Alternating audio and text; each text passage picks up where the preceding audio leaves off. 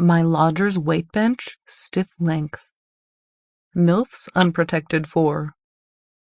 MILF Erotica, breeding erotica. Written by Tori Westwood. Narrated by Edie Olliver. My lodger's weight bench, stiff length.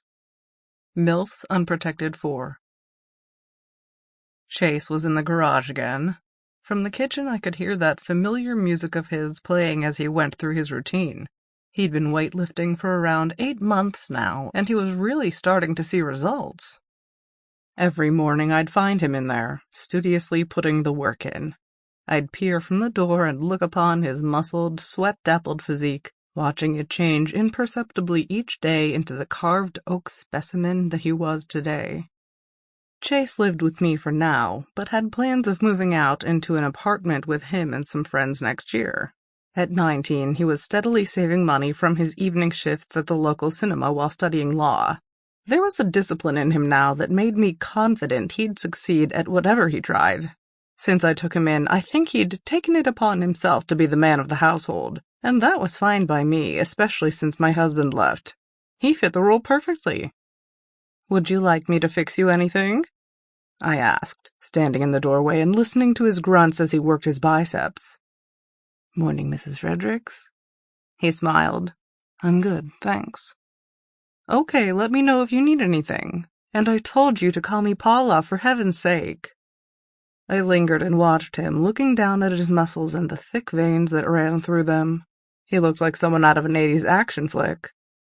"Oh, there was one thing," he said, dropping the weight to his mat and looking across me with a curious eye.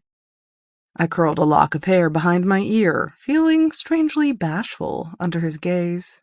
He was like a new man to me now, and I was finding it difficult to maintain those same feelings towards him as before. "What is it?" "I was gonna put an extra weight on the bench today." He pointed back to it. "Do you think you could spot me?" "Spot you?" "Like, make sure I don't drop it on myself." "How am I gonna do that?" I asked, looking down at my morning gown and distinct lack of muscles. "It won't be as hard as it looks." He smiled. "I just might need a little bit of help." "I'll be no help at all." "Trust me, Mrs. Fredericks," he said. "It's more psychological than anything. You'll help, I promise." "If you're sure."